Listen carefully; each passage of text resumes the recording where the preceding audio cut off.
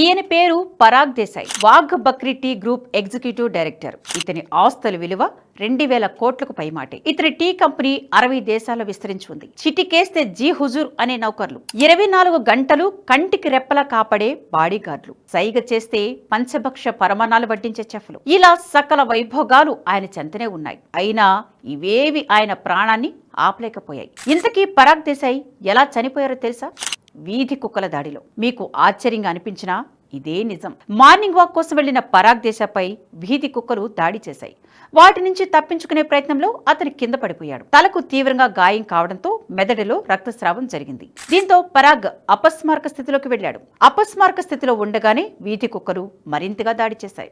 7 రోజుల పాటు ఆసుపత్రిలో ప్రాణాలతో పోరాడిన పరాగ్ దేశాయ్ 49 ఏళ్ల వయసులో మరణించాడు. పరాగ్ దేశాయ్ మరణం 2 సందేశాలనిస్తుంది. ఒకటి, మృత్యునాపడం ఎవరి తరమూ కాదు. రెండవది, వీధి కుక్కల విషయంలో అత్యంత జాగ్రత్తగా ఉండాలి.